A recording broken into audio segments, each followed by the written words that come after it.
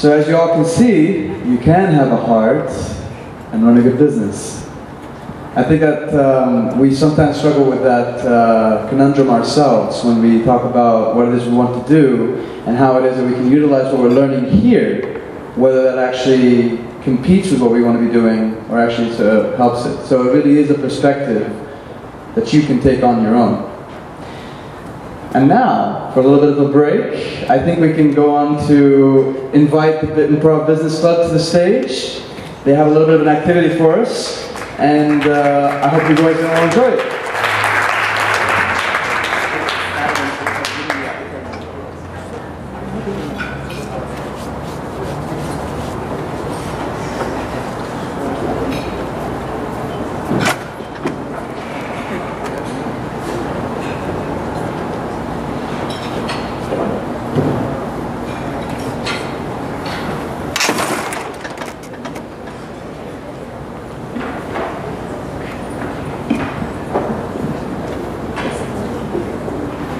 Hi everybody. We're Business Improv. I'm Abby and this is Andrew. And we are the co-founders of Business Improv, which is a new group. I'm sure you've heard of us. We're kind of loud and obnoxious around campus. And we'd like to thank Toastmasters first of all. We're really excited that we were invited to this and able to help out. First, I'd like to just throw it out there. What do you guys think improv is? You can just yell. You don't have to be silent. Unrehearsed. Creative.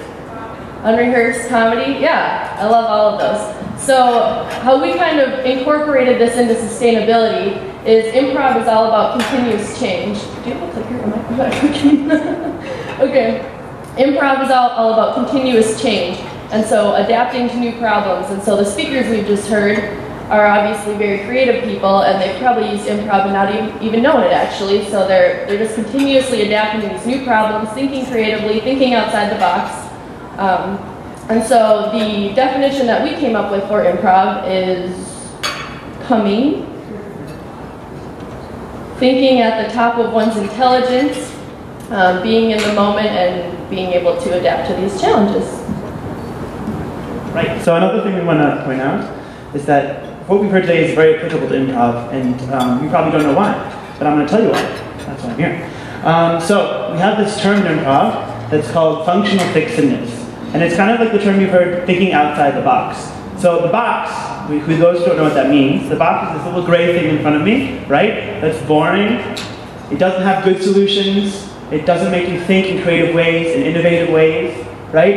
It doesn't give us the solutions we're looking for.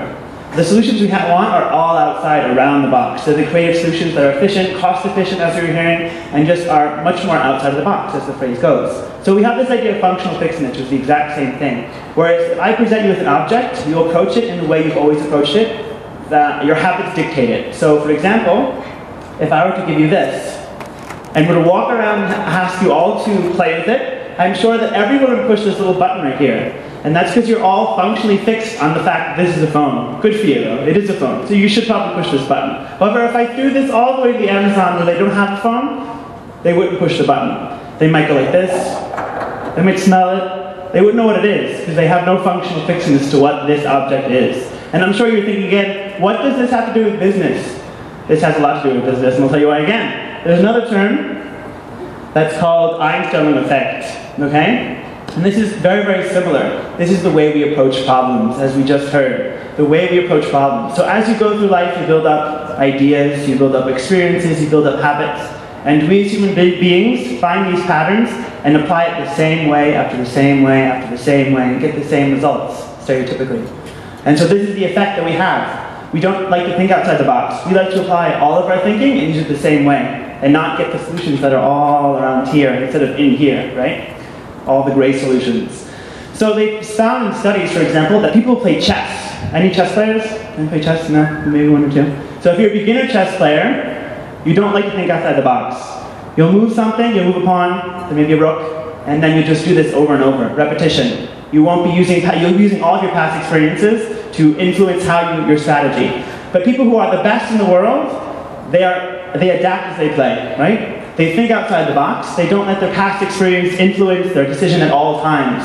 because they realize that some of the best answers are not always what we've already been doing. And so we've heard a lot about that, very good ideas, and we'd like to show you how improv can help build this as a skill, because you can exercise it and you can learn how to be on your feet and how to think outside the box for new solutions. So we're going to start with a couple games, a couple exercises. I'm going to give it to Jen to take it away. Hi everyone, my name's Jennifer, and I'm going to lead you guys in a couple improv exercises, and we hope this gives you a chance to think on your feet and to be creative and to get to know the people around you.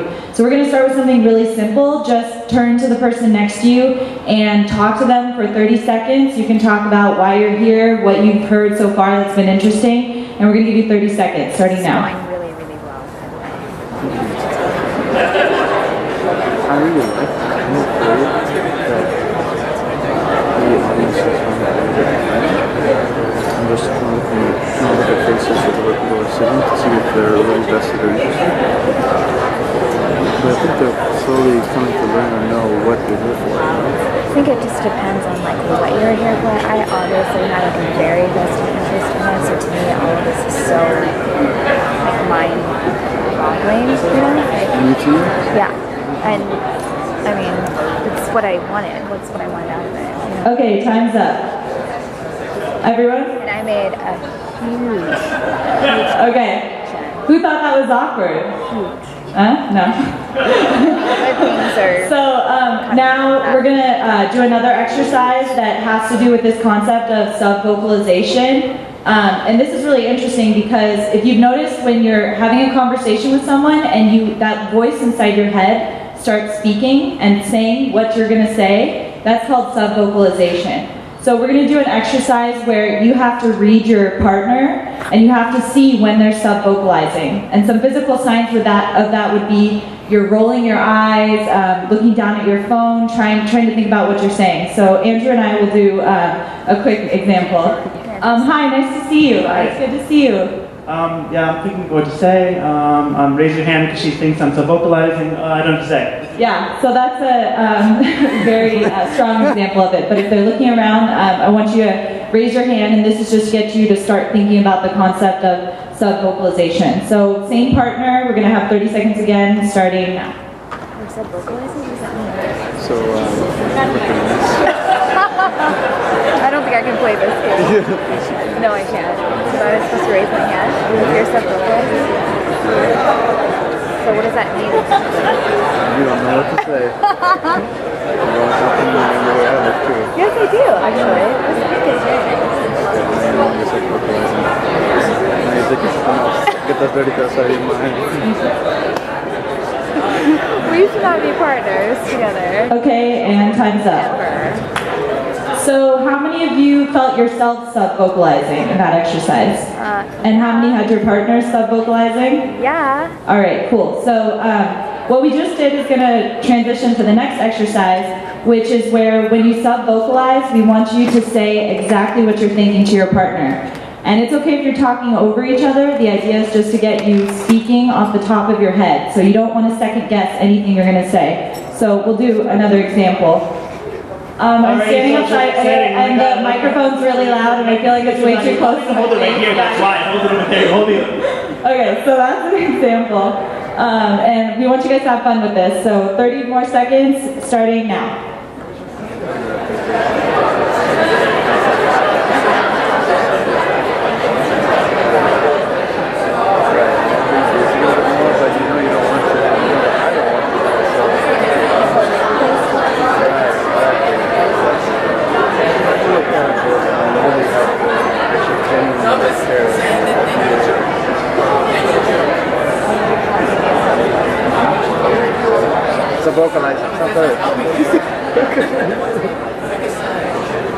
Okay, and time's up. All right, so the final exercise that I'm going to do with you is speaking as quickly as you can, and we still want you to talk over your partner, but this is to even stretch this concept of sub-vocalization further and get you to flex your improv muscles. So Andrew is very good at speaking quickly, and we'll do an example of this right now. Okay, I was So saying to really hold the conversation right here. It may not make no sense, it makes no sense, because you're talking too loud. You're talking too loud, you're too loud. That's way too fast, you can't understand what you're saying. Okay, so that's an example of speaking quickly, and 30 seconds, go.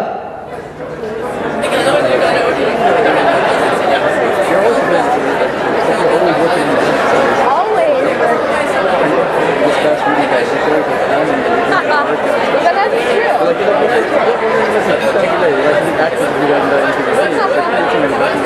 I'm no good at this game at all. No good. No good. Well, I like to really good work. Really bad. If my dad wouldn't have taught me. Okay, and time's up.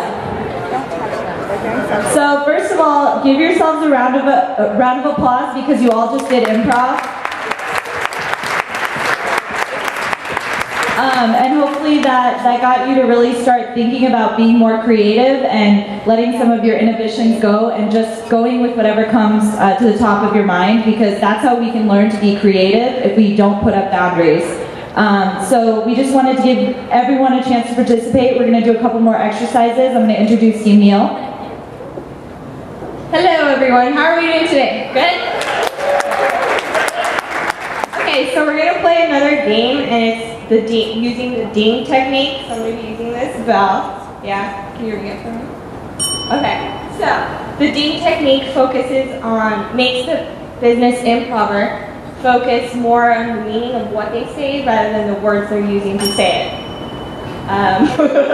Okay, so an example of this, can you guys hear me? Yeah? Okay, so an example of this, if I were to say, my major is business marketing, and I like ice cream, I like to go to Cold Stone, I like to go to Dairy Queen. Okay, so you basically have to find another way to say what you were saying. And for an example of this, Suti is going to give her 30-second speech, which you have to do in a career situation, and I'm going to ding her throughout this. Yeah, okay. Hi, my name is Stuti. I'm a student at Thunderbird School of Global Management in the Masters in Global Marketing. I'm a current student at Thunderbird School of Global Management. I come from Kenya. I've been fortunate. I come from East Africa. I've been fortunate to live all over the world. I speak English, Swahili, German, and Gujarati. I speak a few languages. In the summer I went to China with Thunderbird. It was really good. I got to know about the business practices in China. I enhanced my knowledge on Asia. And most recently I was working in Kenya at a printing factory. I was helping them launch a new product, and yeah, that's me. Thank you. And now can I have one more volunteer? Someone, a brave soldier. Come up here, Tony. Thank you for volunteering.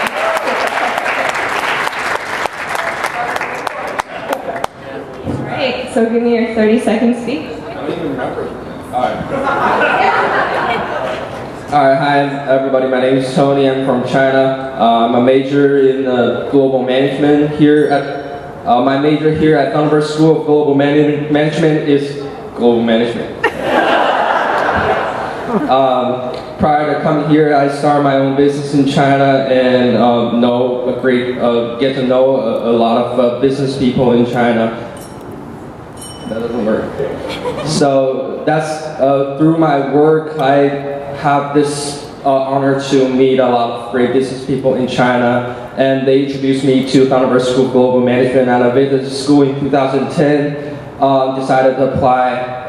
Why did you think me? Yeah? Why did you think me? Okay. Alright.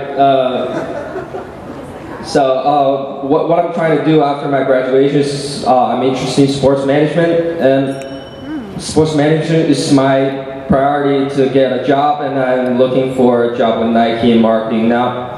I'm starting to I've already get in contact with them and set up an informational interview. I used LinkedIn to set up an interview with Nike, and it went well, and I think I'm gonna go visit their headquarters in Beaverton, Oregon this winter. I am planning to visit the headquarters of Nike this December 30th. Thank you, Tony. So the business application of this is that you can use it in an interview. If you're using only one example for every single question, now you know how to rephrase that so they don't know it. And now Jamie's going to go on to another exercise. Hi everyone, I'm Jamie, and I'm going to introduce our last game. This one's called Interviewer, and the point of this game is we have one person who's going to be being interviewed, and you guys are going to be the interviewers. So what we're going to do is we're going to call up someone who's going to be answering your questions. But in the meantime, you guys need to come up with a person, a character, and a quirk or an occupation or something. So it could be a famous Olympian who can only run in circles or something. You have to come up with a person and a quirk. And so you guys have to come up with that, and then what you're going to do is you're going to ask questions to the interviewer, and without giving away what they are. So you're going to ask leading questions, and the point is to try to get them to figure out who they are and what their quirk is. So Laura's going to be our first interviewer, so everyone give her a round of applause. So she's going to go outside while we decide what she's going to be. Okay, any suggestions? A spy? Okay, but like, what kind of a spy? Pirate. Pirate spy? Okay, a pirate spy. Any other ideas? A pirate spy who loves ice cream. Okay, so start thinking of questions you could ask her, and the point of this is that at the end, you want her to figure out what she is. So you're going to be working as a team, but you don't want to give it away right away. So you want her to, you want to ask questions like, what's it like to live on the ship, or something like that. But don't be like, so what's it like to be a pirate? Okay? Does anyone have any questions? Okay, let's give her a round of applause and welcome her in. It's like a press conference.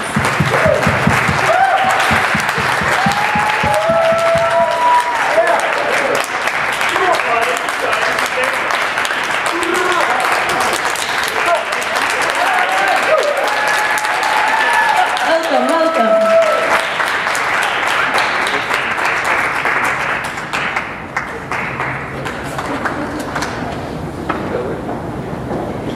Okay, questions. Hi. Do you know your real name? It's unclear right now. Yes. It's unclear right now. Yes. Do you order milk at night? It's not my first instinct, but could be done. Yes. What do you do when you have I just have to run around upstairs, just sunlight a little bit. Yes.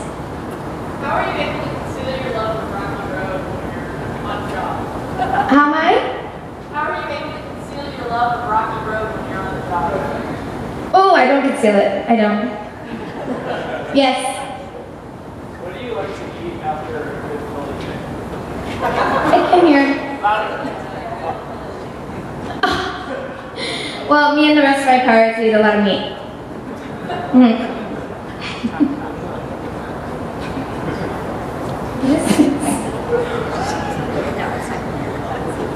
Questions? Yes. Are you working for MI6? It's unclear. It's unclear. Can't answer. Yes. I can answer that. You know I can answer that. Yes. Like your martinis, shaken. Dry. Oh. Shaken, not stirred. Okay, I'm a spy pirate. Is that it? Okay. Yes. How do you have room for all the freezers on board? It's a very large ship. Yes. I mean, for me, all of Baskin Robbins 32 flavors are excellent. I love ice cream.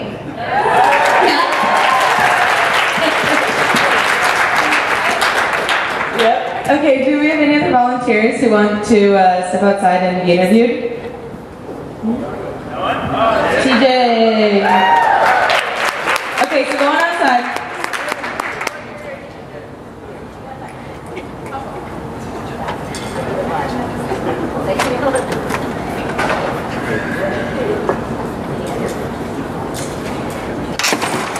Okay, what's it gonna be? A hobbit. A hobbit, okay. A hobbit that plays hockey and what? Horseshoe? A farrier? A farrier, somebody that shoots horses. Okay. Does everyone have that? No. What is it? Okay, that works on a horseshoe? A horseshoer. A horseshoer, okay. A hobbit who puts horseshoes on. A blacksmith? Way too hard.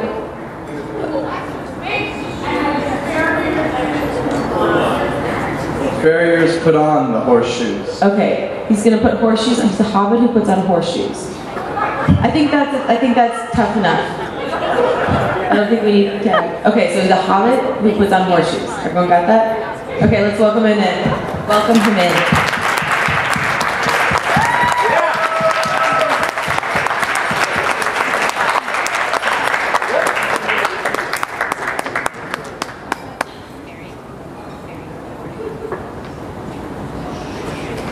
Welcome. Thank you, Jamie. Takes a while to get here from the back. Chris. How often do you groom your foot hair? You know, it's not so much the foot hair, it's smoking the pipe weed afterwards, you know? Okay. Feel like you're a creation of J.R. Tolkien? Oh, I definitely feel like a hobbit. Wow. What's it like working with the horses when you're so short? Well, you know, sometimes just being a polo player, you know, it takes a while being a hobbit, you know.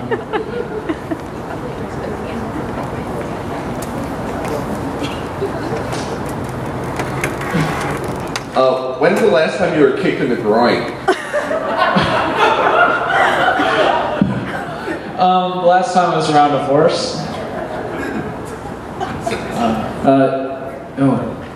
I was just wondering, you work directly with Seabiscuit. Have you done that?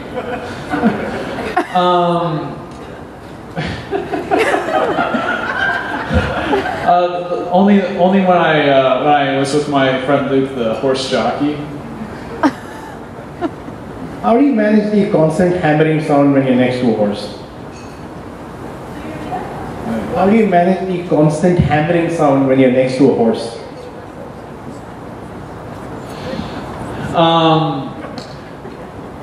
Am I a blacksmith? Hobbit blacksmith, or I think Tommy has one. How big are Seabiscuit's feet? Am I making horseshoes?